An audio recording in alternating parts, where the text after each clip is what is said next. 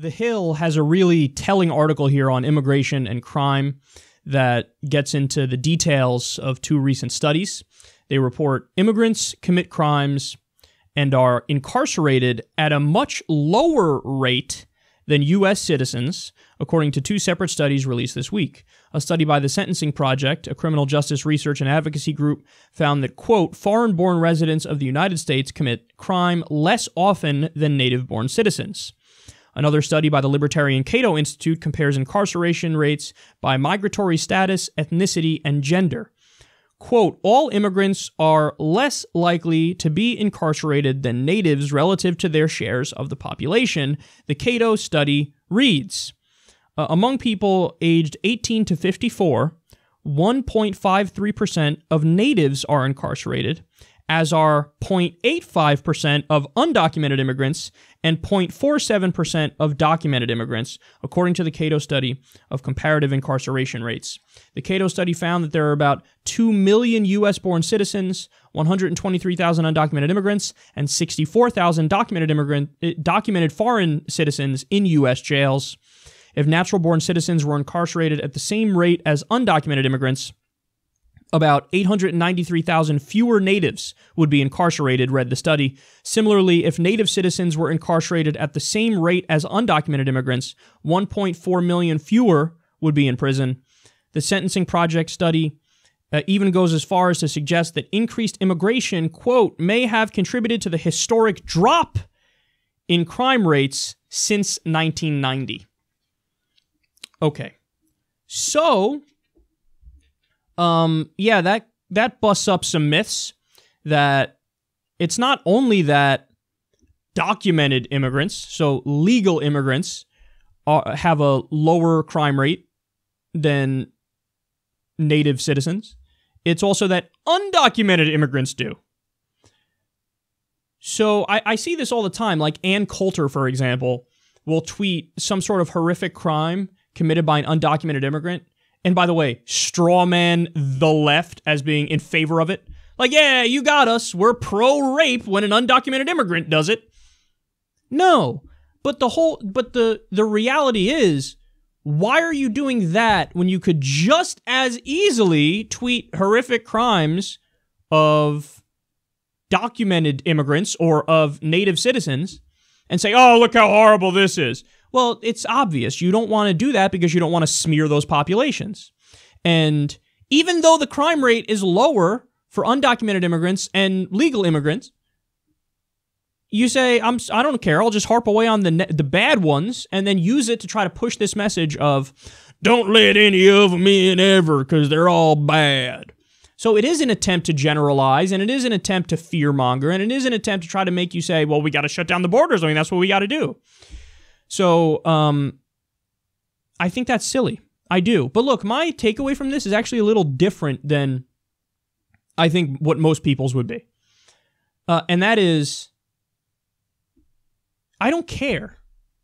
So, to me, the difference in the crime rate between, American citizens and undocumented immigrants, the difference is what I call negligible.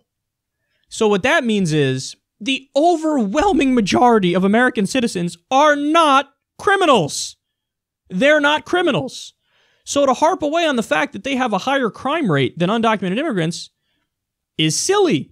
But by the same token, it's negligible in both directions. So even if this study found that, look, undocumented immigrants have a higher crime rate, let's say the numbers were exactly flipped.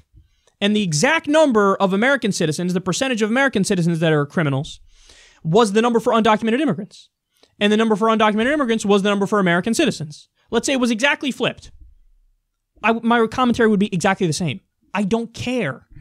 Because in both instances, the overwhelming majority of American citizens, legal immigrants, and undocumented immigrants, the difference in crime rate is negligible, and the overwhelming majority of everybody are not going to be violent criminals. So I don't care. I don't care. You see what I'm saying? So I don't think, like, the conclusion from this study is not undocumented immigrants are better people than legal immigrants or than American citizens. A slightly higher crime rate is whatever. And this is the same point I make when it comes to black crime. You know, some people love to point out the black violent crime rate is higher. It's higher! It's higher crime rate! And the response to that isn't, no, it's not. The response is actually, yeah, the numbers show that is the case. It's true. But I don't care because it's negligible as a motherfucker. It's not like 62% of black people are going around committing violent crimes. It's an absolutely tiny fraction of black people who are violent criminals. It's a tiny fraction of white people who are criminals. Even though it's a little bit higher among black people, I file that under don't give a fuck.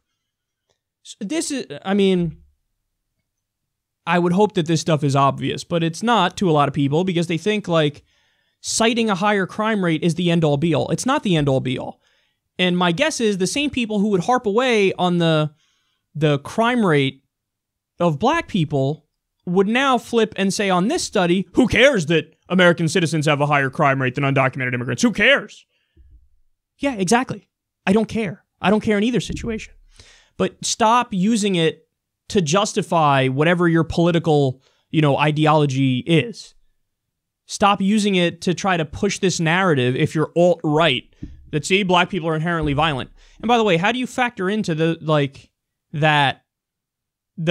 today, the higher black crime rate in society, violent crime rate, how does that factor in, for example, I don't know, the Native American genocide?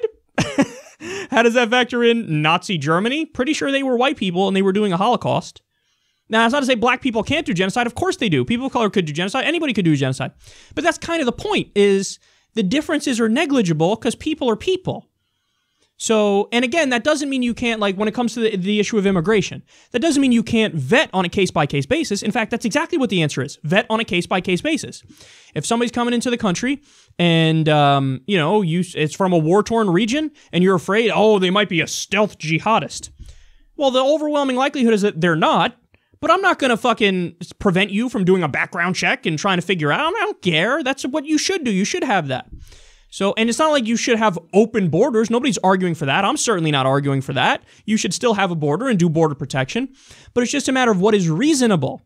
And what's not reasonable is implying that undocumented immigrants they're all such criminals and look at the crime rate, even though it's lower than the American citizen crime rate.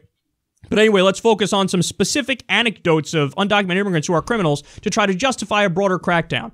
Let's focus on the slightly higher black crime rate to try to justify nationwide stop and frisk, to pat down, to take away the Fourth Amendment rights of all black people. It's just not, it's not rational. So in almost all these instances, I file this under negligible differences. Who gives a fuck?